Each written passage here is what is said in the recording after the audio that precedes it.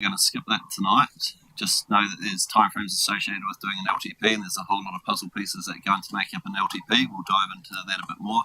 We'll jump to the bit that was around vision, and we think maybe a focused 20 minutes or so on this will probably could be enough to get what we need. We obviously don't want to stop it as good questions and things, but we'll cover our bit quite quickly and leave that space for your comments. Great. Thank you. So moving into the vision section, to pose a question, in 10 months, what would you as elected members like to say the LTP has addressed? And really happy to open it up there. We have jotted down some things that we have heard throughout the LTP and throughout other discussions, kind of that we would or could look at those in the LTP proper, and happy to go through those or just to open that up for you now to hear from you first. There were some ideas that came through when we had the LTPA debrief. Talk about an ambitious LTP, different pieces that could be included. Karen, can I just start by saying I think a good starting point for us is probably Monique's performance agreement, where there were some specific KPIs. So I just thought I'd speak to those briefly, just to remind elected members what we included in that. I thought that might be a helpful place to start. And I think someone's printing, thank you. But basically it said one of the key KPIs was navigate elected members through the LTP process to deliver getting the basics right, doing the basics well, focused LTP. And so I think that from recollection, when we gathered all the responses into that process, it seemed to be a real focus on, just not trying to get the LTP to do too much. There was an acknowledgement that there would likely be some pieces falling out of the WMMP workstream that could see some potential investments, that there would also be potentially a desire to see some of those blueprint actions funded and prioritised, and also potentially some pieces of work or investment proposals around the organisational strengthening and the organisational roadmap. So some of that kind of, and I think Rogan framed it as like, the digital activation or making council more smarter and things. So he kind of more IT friendly. I can't remember what his exact words were, but so that was the kind of feel through the performance KPI setting exercise. And there were obviously some other elements to that, like reviewing the significance policy, focusing on the community outcomes and forecasting assumptions, especially as they relate to growth, ensuring that capital projects, program projects, are supported by business cases. And we meant by business cases, we define that as one page, at least one pages, review of the SSPs, review selected aspects of the revenue and finance policy, and a fit for purpose. We don't need that last one. So that was just to remind people.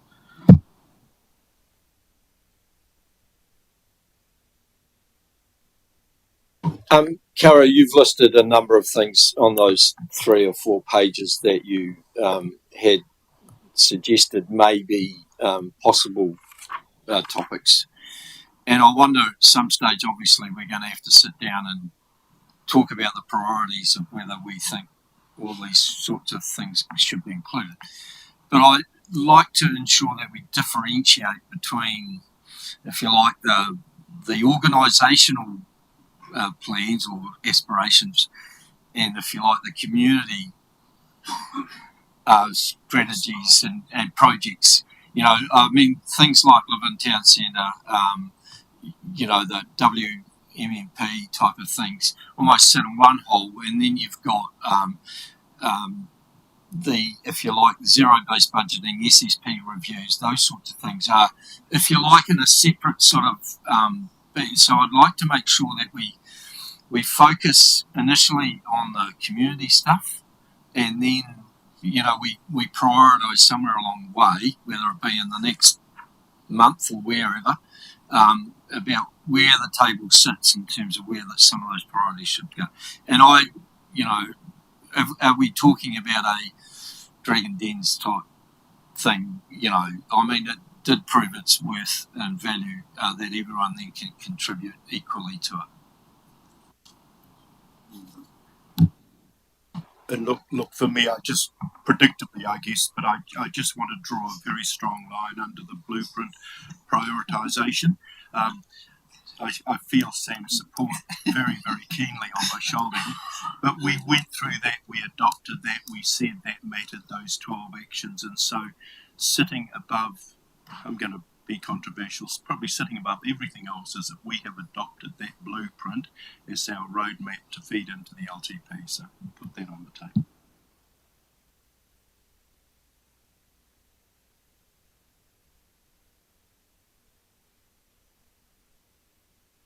So, Bernie, right to Bernie too, I guess we're talking about, I think it's all back to the basics, and Sam mentioned it as well. And what I quite like what Bernie talked about is splitting those community things to the organisational things, and because I think the early conversation needs to be what I guess they'll look at what the LTP outcome will be, but also those priorities. How much, if we've got this in terms of back to the basics, how much of this other are we going to do, or can we look at doing, given the times we're in? So I think that's a pretty important early conversation to have. I suppose the only comment I want to remind us is the purpose of the blueprint. I'm just going to read it straight from the document. Consistent with the H2040 vision, aligned with council plan and policy, supported a coordinated approach to growth and infrastructure provision, have a strong economic employment logic, address housing affordability, and recognise iwi value and aspirations.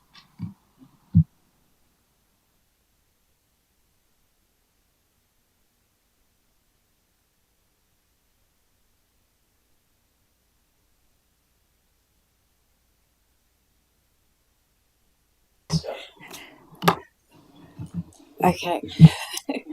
So, thank you for that, Steer. That's really helpful. And we'll come back to how we are looking at having those discussions with you on some more of the detail.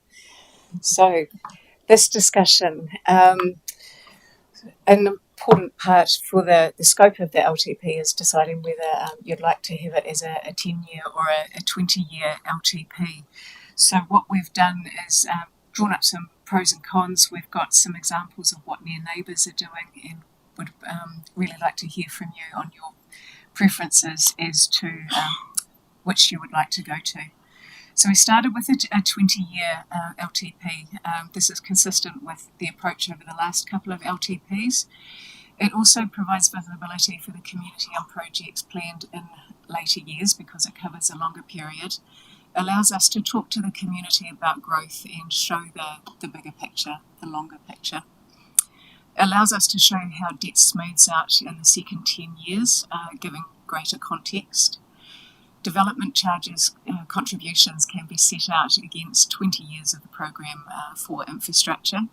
The infrastructure strategy being 30 years, so gives us more mapping against that. And that covers off that last bullet point. On the con side, things that we recognised is it results in a bigger document that's less likely to be read comprehensively, requires more work during an already compressed time frame. Considering a 10-year LTP, pros that we've identified, growth is recognised and talked about through other channels such as the growth strategy, so the LTP is not the only place. Development contributions can be implemented based on a 10-year LTP, and it requires slightly less work and results in a smaller document. On the other side, it's more difficult to talk to the community about growth as they're not as able to see the longer term picture. It doesn't provide visibility for projects falling just past the 10-year time frame. It becomes easier to plan to push projects out to the 10-year plus time frame. harder to take into account infrastructure projects beyond the 10 years in the development contributions policy. And we looked at what our near neighbours are doing. Palmerston North City Council has done a 10-year LTP each year and is continuing with that. Whanganui is the same, 10 years. And Kapiti Coast has previously done 20 years since 2012, and they are looking at doing a 10-year LTP this time, so making that change. And there I'd like to open it up for your Dave. Cara, could you go? The cons were not listed on the pre-reading, so you caught me a bit off guard there. Yes, absolutely. Sorry about that. We realised we hadn't included as much information as we could, so we wanted to provide that for you as well. So 10, and just let me know when you're ready and I can go back to the other one. Oh, no. Probably just to, in case that you think you've got double vision and you're looking at something on your screen and looking something different up there. Thank you for doing your pre-reading. That means that you were really well warmed up. But the team did some additional work on the presentation in the last couple of days. So it's not completely different, but there's a little bit of additional content just to keep you all energised and awake and focused on the screen. Monique, you might be able to answer this. Are you aware of, places like, we haven't included Manawatu, Rangatiki, Tararua, who are part of the Horizons region as well. I'm pretty sure Manawatu's a 10-year plan as well.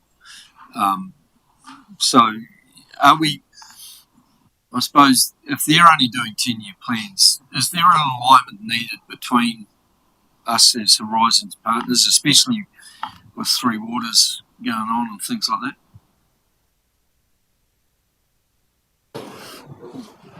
Look, you still get alignment over the 10 years if you do a 20-year one. It's just we have another 10 years of information more than they do. So,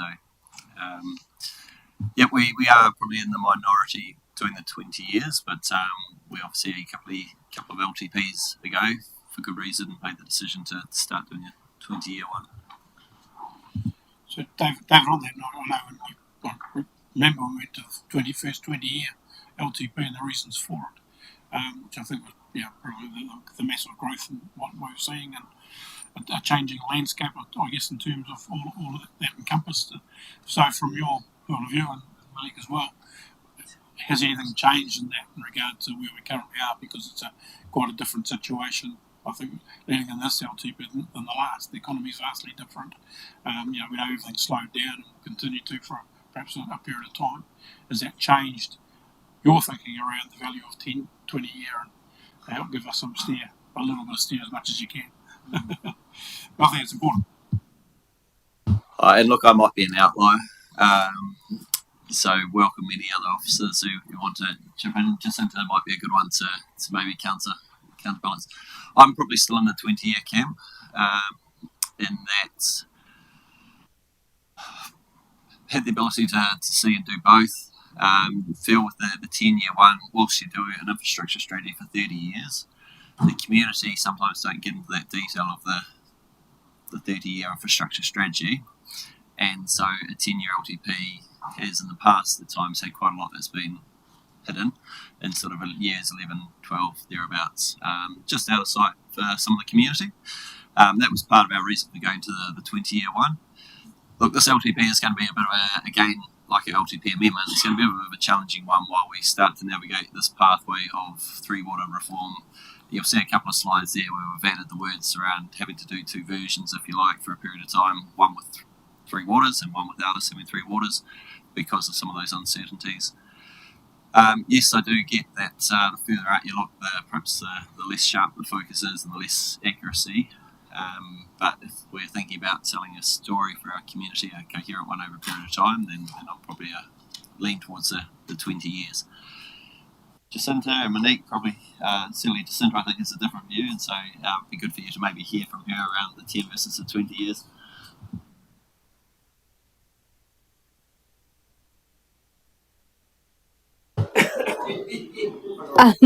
Maybe I pretended in that meeting I didn't agree, but I actually do agree.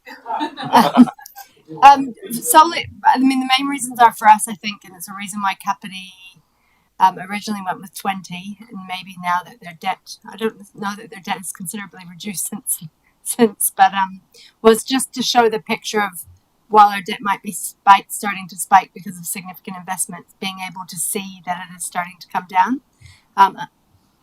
As well, just around the fact that to do an infrastructure strategy, you do need to do 30 years worth of information anyway.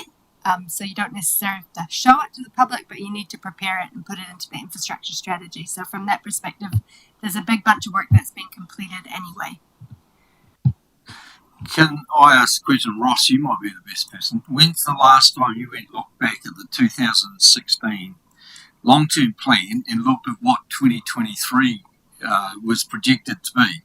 And I'd love to know whether it actually and sort of increases your ability to make good decisions now, because I suspect that we operate in these 3-year cycles, and that even after year one, we're talking about changing the LTP, that we are, it's irrelevant almost. None of us actually, and I think we do a 20-year one and deliberately push things out past that time, because one, we probably know we're not going to be around, so other people can make those decisions, and we're not sort of defining what they need to do in their term. And because the responsibility that the next term has is to almost follow the long-term plan, but we know that's not the reality. The reality is that we all have a go at doing our three-year plan. My thinking is that sure, we can tell a story about what the future is over 20 years, but it doesn't have to be that thick. With year 15, we're going to spend $1 million on a wastewater treatment plant on it, because I don't think that's relevant at all. What they want to know is that over 20 years, we plan to spend $10 million making sure that we are preparing for the growth that has got in front of us. It's not about spending 1 million in year 10 or 1 million in year 15. It's about the overall picture. And I think we can tell a story as much without having to go to that sort of level of detail, because I don't want to constrain any future councils having to actually say, well, these guys did that, we can't really change it, or can we?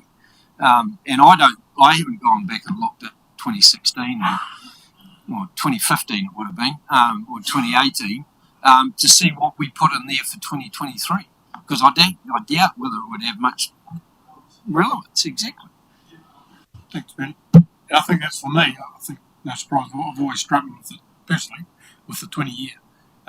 From an elected member point of view, I can understand why officers think it's the right way to go, and it may well be, but because we know it's going to be different in 3 years, let alone 20. But if it's telling the story, I understand. So for that reason, I've always struggled with the 20 years.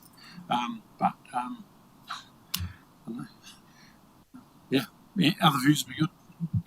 Can I just clarify a point that Bernie raised? Maybe Jacinta's the best person to answer this. Are we obliged to present certain information in certain ways in terms of the regulations?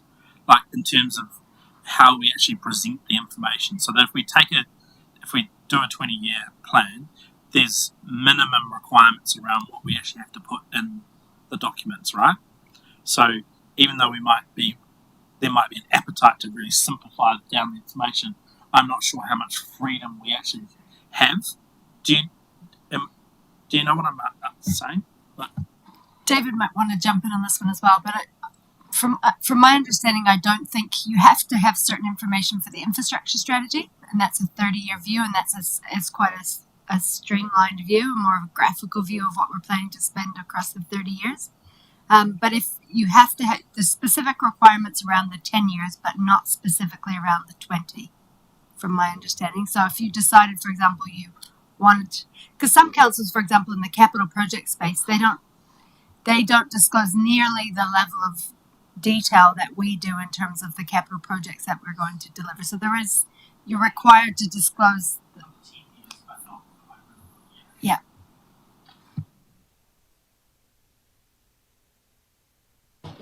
All I was going to do is express a preference for the 20 years, and it's only there's no science there, it's just a gut, because I quite liked being able to see particularly the alignment to the development contributions, and it felt the last time we did an LTP there were a number of things that we hadn't quite settled on when it was going to happen, exactly um, what the solution was, but we kind of put some numbers over the other 17 years to signal that there was going to be something happening. And it feels like we might be in a similar space in this LTP where there's some big decisions ahead where we might not know, like, and I'm thinking like Levin Aquatic Centre, there's probably some big Three Waters stuff where we don't really know what it looks like yet. We don't know what the exact funding envelope required is, but we might want to start showing it and also including it over that 20 years so that we can start collecting it in terms of development contributions. Because if it's in that 11, 12, 13 years, like if we don't have it there, presumably, can we still collect development contributions for? That very point is being clarified by a number of people across New Zealand at the moment in terms of the exact requirements and what that means, because Kapiti's very much in that boat, for example. There is some clarification happening on the legal side of that at the moment so that we're really clear on what that means, because there are a number of councils in that same boat. And we wanted to get clarification of if we include that information in our infrastructure strategy, is that sufficient to drive the calculation of development contributions, or do you have to have it in a 20-year LTP? So that is a very good question, and it's something that we're seeking clarification on at the moment. Because it probably is also relevant to the answer to that question is really important, because there's some stuff inside the blueprint as well that might be is kind of some long burn stuff where and I'm thinking of things that are like projects and even town centre, live in town centre, but Foxton Futures where they're not all going to be done inside that first 3 years. It actually might take a longer term phased approach, and we might want to spread that over. Anyway. The blueprint is a perfect example where most of that was going to come to fruition around the 2028-2031 time frame. There was going to be this massive sort of tipping point at that stage. And that's within our 10-year time frame. For me, I'm definitely in the 10-year camp, I'll say that now. One, we've got so much uncertainty in front of us around Three Waters, RMA, O2&L, all those sorts of things. So in 3 years' time, what we do over the next 6-8 months will be, I think, totally irrelevant. We're already talking about doing one with Three Waters and one without Three Waters, and here we're going to try and work out what we're going to spend over the next 20 years. I just think we're fooling ourselves if we think it's actually going to make a difference. And O2&L is going to change the landscape considerably in terms of our roading, in terms of what we actually have to look after, and other bits and pieces. So again, if it does happen in 2029, 2030, that's within our 10-year time frame. And I think we should concentrate on that and get it right as best we can and not to worry too much about the following 10 years. Yeah, I think I'm in your camp. I'm in your camp, but I get why the 20-year thing as well. I just think at the moment, everything in front 10 years feels, and I do struggle with. I know the public struggle with thinking about 10 years time, let alone 20. They really pretty much want to know what their rates are going to be next year. That's reality. So yeah, I think it'll be about. Yeah, look, on balance, I'm probably in the 10-year camp. The second decade is speculative, and as Bernie illustrated before, it can be quite meaningless. It can be there to sort of salve consciences, to say, look, don't worry about the rates because 19 years from now they'll dip, it's that sort of thing. So the 10 years gives a focus and gives an accountability. So, yeah, on balance, I'm probably the 10 years. Yeah, that statement up there allows us to show how debt smooths out the second 10 years. Is a perfect example why we should only do 10 years, because it never happens.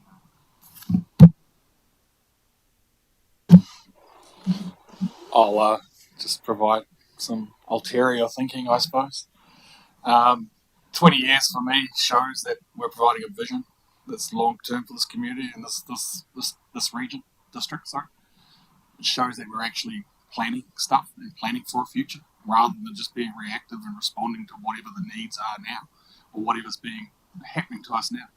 I mean, in some ways there needs to be a balance between having that 20-year longer term vision and providing that leadership for our community rather than just being reactive.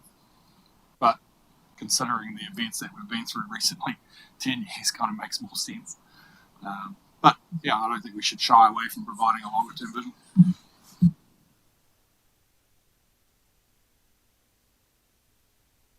It'd be useful, even if it's one sentence, just to hear from everyone so we just get a feel for the table.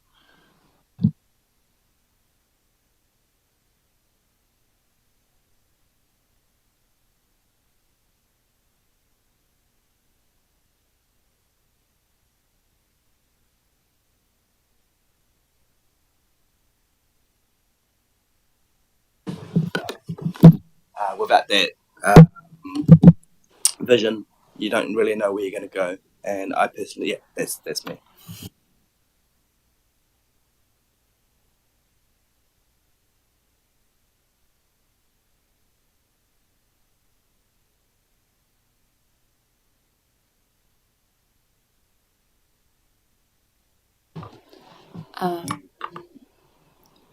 My gut is a 20-year, and I take no offence, but I think if you're younger, you can see further ahead, and I 20 years is just over there, yeah. But I just like to, even though it changes over time, I accept that, and by and large, we're here to do 3 years. The 20-year view for me helps me to, the bigger picture, which others have touched on. Much of, you refer to 2016 or 2018, some of those key projects that haven't started or eventuated yet are still in the mix, but they obviously get pushed out in bits and pieces. The lake is an example. It was over here, now it's over year 5, 6 and all that kind of thing. But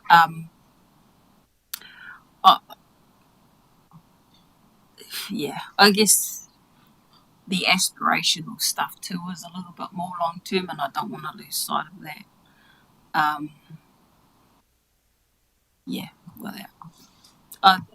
I'm flexible, but my preference is 20.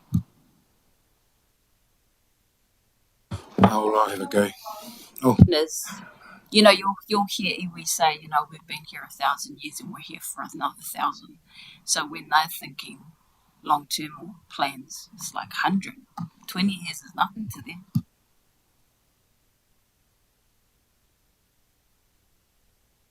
That was a cool statement. Look, I'm probably, if I'm quite honest, probably leaning towards the 10 right now. And it's because of all of the unknown, if I'm completely honest.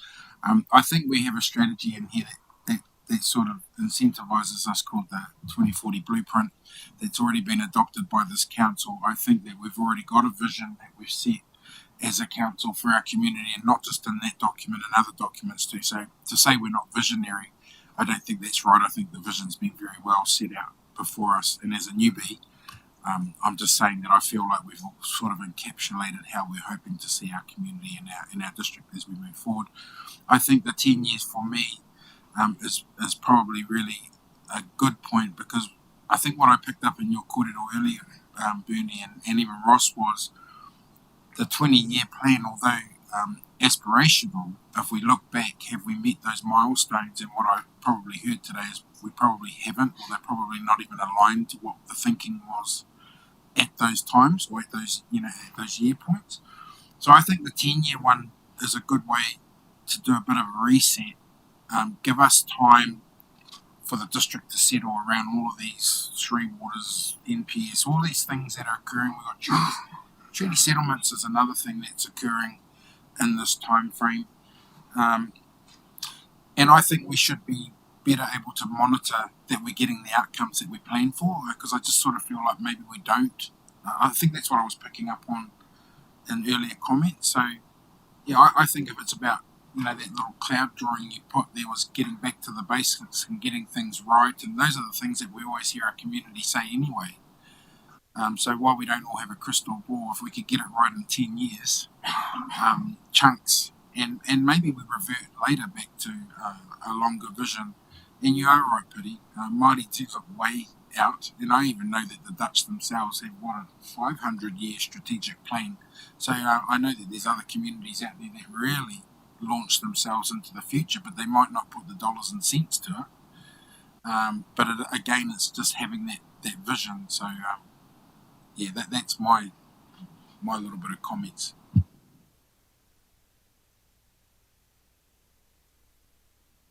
Could I just ask a question around the back to the basics? And that could be operationally, but that could also be in the sense where let's focus the money and let's get certain things done, yeah?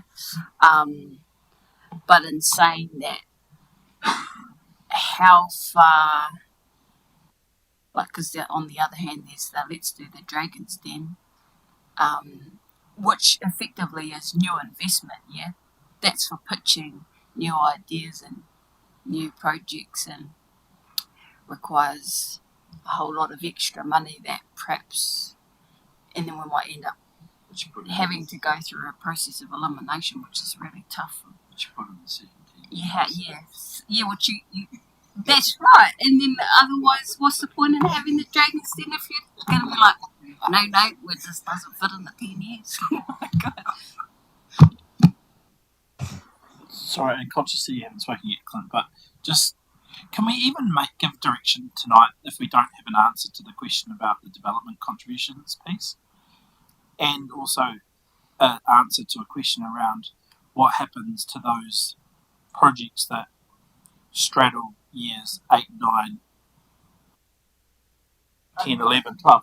Because we've signalled things like that, and the things that would fall into that category, they're Three Waters, so it probably doesn't matter that much, but it's Oho, drinking, reticulated, and Waitaniti Beach, I think, was the other one in terms of water. And so, how do we deal with? I just want to understand how you deal with the projects that straddle the end of the 10-year into the next 20-year if you went with a 10, and doesn't all this all hinge on the answer to the question about development contributions? Because we're a growth council, if we've got a project that's probably going to happen in year or 10 plus, we need to be signalling now around what people's contribution to that is going to be. Are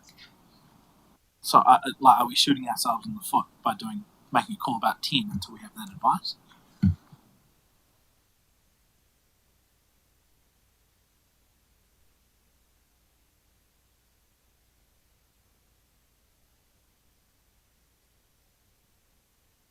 We definitely have to know it for certain, but it wouldn't be a bad thing to say, assuming that it could all be in the infrastructure strategy, and we know that you would prefer a 10-year plan, for example, then we could go ahead on that basis and have that confirmed. From memory, Donnelly Park development straddled a number of years. Do you know? This was years 4 to 20. 4 to 20. Oh.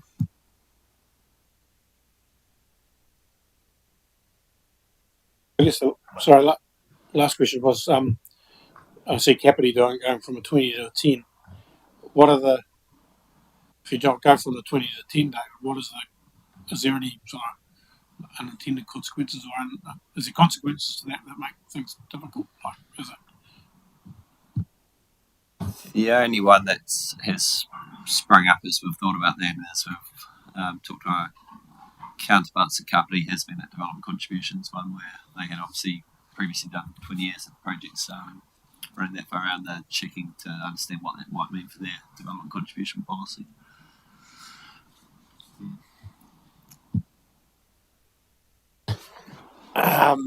So where did the vote go in the ELT meeting earlier in the week then? Where did the vote land on 10-year or 20-year ELT? We don't take votes. We're a consensus building team.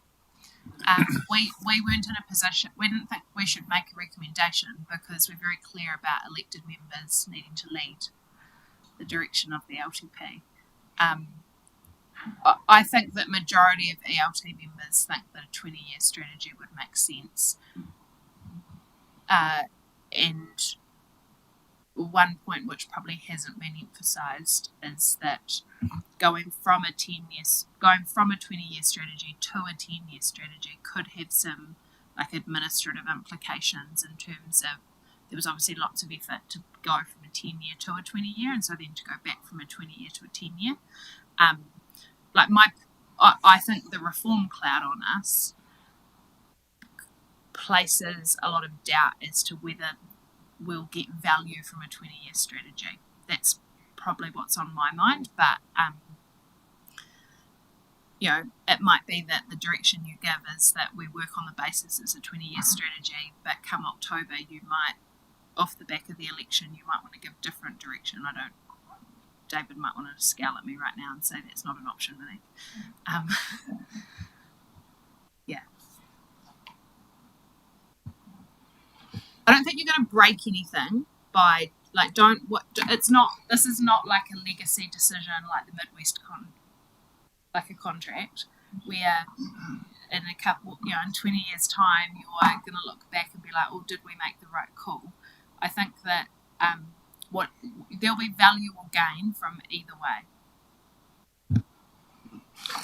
I guess where I'm thinking is I'm certainly 20-year thinking on that space.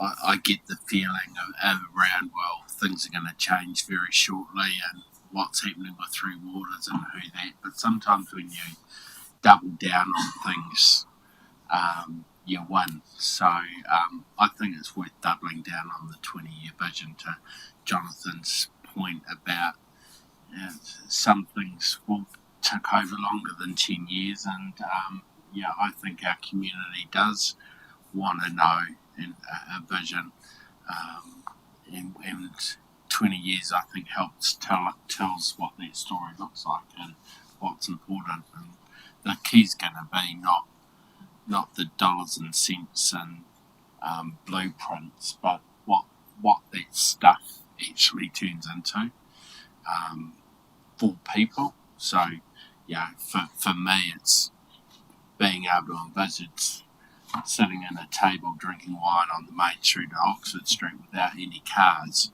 or it might be that I'll be able to drive to Lake Horowhenua, not quite go for a swim, but at least maybe take a stroll or cycle around the lake. It's going to be those sorts of things that may be in the 10 to 20 year plus scheme that I think our community are going to want to hear about and be involved with. And if we truly go out to our communities and ask them what they want to see in the long-term plan, it's that sort of stuff that they'll talk about. This might be a question for past elected members. Can you ever recall at a long-term plan deliberations and hearing submissions on Donnelly Park, any big project like that? What they're seeking in a long-term plan submission is certainty of funding over the next 3 years, the direction that you're taking with infrastructure, and what their rates are going to be. They're not looking to see whether you're going to create this wonderful sort of amenity in Oxford Street. because that'll happen probably, a year out from when it actually happens, or 18 months out from when it actually happens. The number of times the only time I think I've looked at the long-term plan document is an annual plan time, and I've gone back to check exactly what we are thinking of spending for the following year. And it's not about the Donnelly Parks or things. It's the infrastructure projects. Where are we spending our money in terms of wastewater, stormwater, and solid waste and those sorts of things? I just think we're being a little, if you like, sort of, while I can see, setting the vision and the long sort of aspirational stuff that we want our community to look at, the reality and the practicality of a long-term plan is about our infrastructure spend and our revenue policy. It's not about the nice, wishy things to have. And when community patrol or neighbourhood support come to us and say, I want certainty of funding for the next 3 years, that's the big decisions that we often struggle with, because they're the things that will add to the money that we're going to spend. And so I look at it slightly differently in terms of that. I agree with Perry. Sure, because I haven't got a long-term view that I probably won't be around, and the younger people have got a far greater investment in that long-term view than I might have. I think they're still looking for that 5 to 10 year view rather than that 20-year view, if you like. Anyway. The problem is, David, we're obviously conflicted right down the middle almost, and we've got 4 councillors not here as well. So how are you going to reach a consensus? I'm not quite sure. And I was going to suggest that, despite my protestations, I just wonder we do stay with the status quo, which is 20, but it makes an interesting point if, with what happens by October, changes the landscape, the team come back to us and say, hey, in reaction to that, we think a 10 years probably the better way to go. I don't know, I'm just floating it.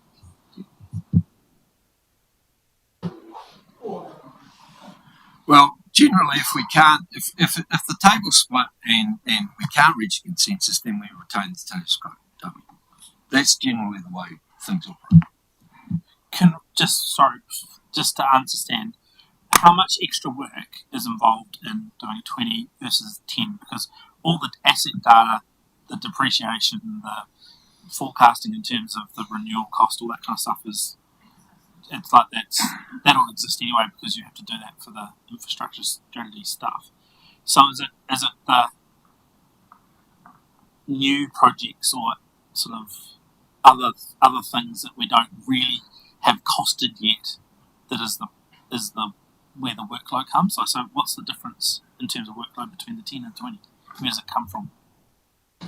Again, I'll give a view, and then Jacinta may or Poshar may wish to just answer from potentially a bit more of the number side of things. So yes, infrastructure, they have to do 30 years, so that basically gets done. So you are then looking at what's the non-infrastructure part, and which of those aren't just those ones that happen sort of year on year and it just sort of gets inflated.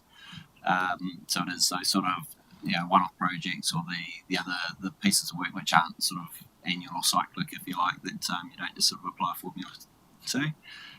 In terms of that's officers having to think about, plan, work out, well, where is this going to happen, when does it need to be advanced, and timings and things like that. There is obviously a document that gets produced, and another 10 years makes it a bit bigger, and there's obviously more calculations and finances that need to be checked and worked through, and a bit of work to be done in the financial strategy when you're at another 10 years on. But is there anything else you want to add? Just I don't want to downplay or mislead, I guess, the work involved. I don't think so. I think, from our side, it would be anything probably significant across the business would probably be in the property space, in terms of that presentation of the 20-year view versus a 10-year view, because that's probably the one space that isn't going to be reflected in the infrastructure strategy that would be in the 20 years and wouldn't be in a 10-year plan. So, but we must have that data somewhere, because in the previous 20-year LTP, the numbers for property renewals, it spikes. There's lots of peaks and troughs, so it's obviously being informed by condition assessment or scheduled maintenance or whatever. Like, so is that how that works? Generally, they will, for example, sorry, I've jumped in over a bit, but the SPM, for example, is the asset management system that property uses. So they will generally create their renewals profiles out of their asset management system. So whether it's 10 years or 20 years, probably.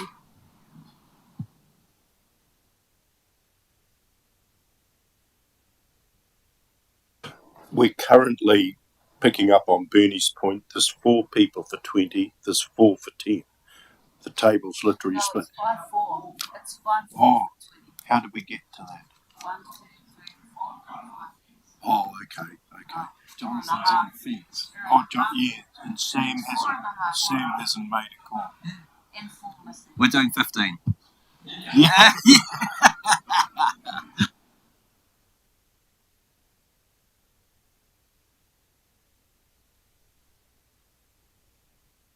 Look, I wonder if I think we've got to. We do just keep nudging along as a 20-year at the moment, and have a we'll perhaps come back to you with an appropriate sort of check-in, work out where appropriate check-in place is. There's work that obviously happens over the next little bit, which doesn't change whether it's a 10 or 20 year. Once we get into sort of budgets and a bit deeper, then that's where there might be that distinction. And so it's probably at some point before there we come back and check. October, whatever that date is going to come around pretty quick as well. That might be, we can look at where that fits within our program as well. And obviously, in the meantime, there's a couple of people who aren't here who may have a view on it as well. So rather than perhaps take up more time tonight, this has been really helpful. I think it has fleshed out a few things in the sense of, it's given us a good sense of both what's important and the way you're looking at the plan. And I think we could, for the time being, just carry on with the status quo at 20 years, with the view being that that's not a definite yet. We'll develop a stop-go sort of decision there around 20, 10, 15 as needed, and come back to you with that. And if you're comfortable with that, then we'll just wrap up with one final slide, which just give a bit of a signal to what's ahead next week. To that, I don't like waiting so long to do it. It would have been, for me, I think a summary of the discussion would have been good to circulate amongst elected members, and actually just say that where the vote is at, and come next Wednesday, why can't we just make a vote on it?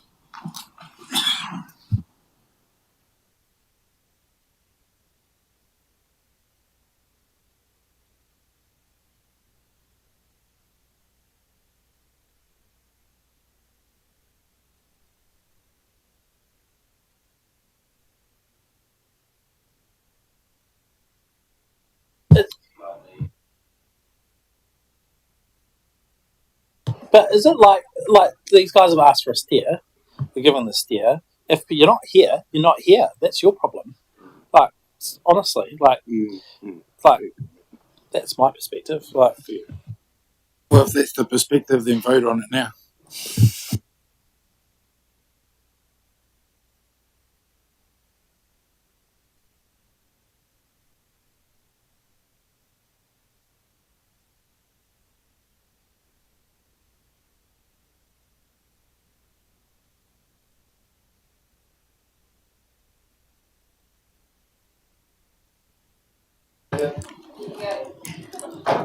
Thank you.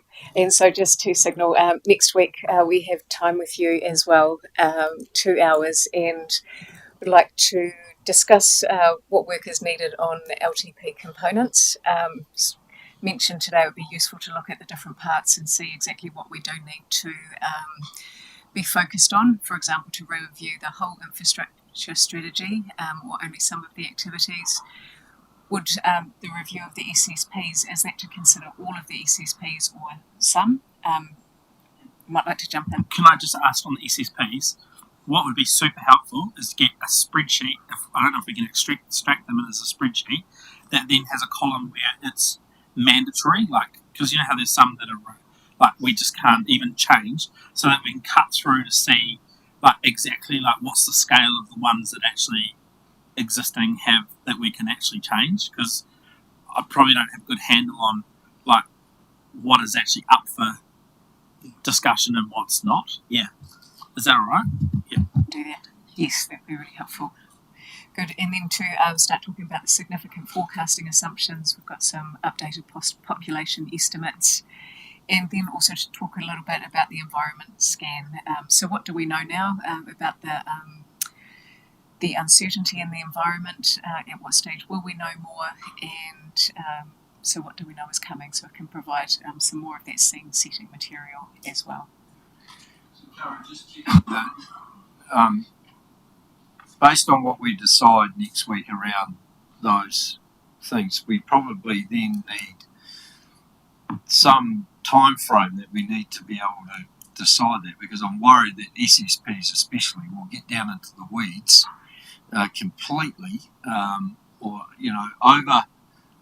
do such a deep dive that will take us so long. So I'm just conscious of the amount of time that we're going to have to spend on things like this. So I don't know whether councillors understand, well, especially the new ones, understand what the SSPs are and what they mean, and how truthful we are to following them at the moment. Because I suspect that we know that some of them aren't being adhered to as closely as they might have been, and that's one of the reasons why we're doing a review of them, obviously. But just understanding a bit in a broader context in terms of what it actually means would be helpful. Yeah, I agree with you, because I think it's probably one of these activities that needs to be like EM led, but in their own time, because it requires a little bit of review, and we'll get down into the weeds, because there's some operational focus in there. But I'm just wondering, and also if Monique has an allergic reaction to this, is like it would actually be useful, again in that same spreadsheet, to get like another column that says what's the council perspective on whether this is fit for purpose or not, because we've talked about it over the last 3 years where it's clear that some aren't, and then have we at an operational level, are there better ways that you've already thought about as framing an SSP to better align with voice of the customer, all those other things where we think there are better metrics to measure success or not in performance? Because like we could try and reinvent the wheel, but we kind of just need to narrow in on what are the problem ones and where can we frame these better. And I think that this is probably one of those cases where you guys can put something into the mix, and obviously it's still going to be elected member directed, but we can just focus in on the stuff that really matters. Is that workable? So we spending time as ELT on Friday, where as ELT we're bringing along our list the ones that we think need to be changed. Timing wise, in terms of when Grayson usually likes to get this out, it's probably going to be a little bit of an overlap in terms of whether we can include that for the version that goes out on Friday, or whether you get that a little bit later. But certainly we could look to add that to the column along with what's mandatory. And then maybe just hearing the earlier comments. Part of next week is really trying to give us a steer on where are those bits within the LTP where you do want to do that deep dive, and we do need to factor in time for that, versus the other bits where actually say, really it's only that little bit there, and we can know. So potentially next week is where we introduce that SSP stuff, do give you some homework to go away and do it, come back. I'm getting the sense that there are some bits that you do want to dive into a bit deeply, and so that's fine. We just then build that into our process rather than thinking, we're walking away next Wednesday with the answer to it all, which would only be the case if you'd said actually there's only 2 that we want to change or something like that. So happy with that. Yep. So would you be able to, I mean, it's helpful for me because I've been looking at these for a while and thinking, that's dumb, why do we even ask that, or what does that mean? Like the result, achieved, not achieved, so what? That's great that you'll do the first cull effectively, but a track change version would be great under each activity, which, that's what it is. We recommend cut and change. And then maybe we just do a little bit of, and what else? just to manage expectation, we might not have the wordsmith version for you next week. We all have what the ones we think we need to change. Some of those answers are more obvious than others, but yeah, there'll be some that we actually need to do a little bit more to come up with what is the most meaningful measure. Yeah. And the other audit raised it. That guy, what's his name? Clint. They're also the author of some of the ones that are a bit naff as well. So But I think that whole conversation though about SSPs is a really good example of probably the signal I want to give to elected members about the work that you're going to need to do between workshops and briefings and meetings in order for us to achieve the milestone. So, because we'll have time limitations when it comes to the workshop sessions when we're talking about particular things. And so it's a little bit like that quote, what you get in is what you'll get out. So the effort that you put in between those workshops, if you've got particular things when it comes to back to basics or the community stuff that you want to get into, if you can do some of that stuff between the workshops, and obviously as officers we provide you the tools to do that, then it means that when we get into situations like this where we don't necessarily have everyone around the table, we as officers still leave with really clear direction about what the next step is. And so we'll do some work to help you with that. But I think setting the signal that there is going to be some work for those that want to get into the detail. You're going to need to do some of that work between workshops. So that's a really good point. Is that are there some parts of this process then that don't necessarily need to be framed or programmed in as part of the all of council workload? Like it could just actually be that if there's trust and confidence around this table for a couple of elected members to take the lead on a particular piece of work, that it might actually mean that we can progress it at pace. I mean, like if there's appetite, because there's SSPs is a good example, but there's other pieces where like people around the table might go, well, actually that just doesn't float my boat, and I'm confident that other people can do the heavy lifting as long as I get to see it at some point, and I'm not going to suddenly pull on the handbrake. But I mean, that's probably a way of dividing the workload and keeping moving at pace. But equally, like, there's a whole lot of new elected members that might want to go through the whole process to actually see how all of, if you pull this lever over here, how it affects over here. I mean, I don't, yeah.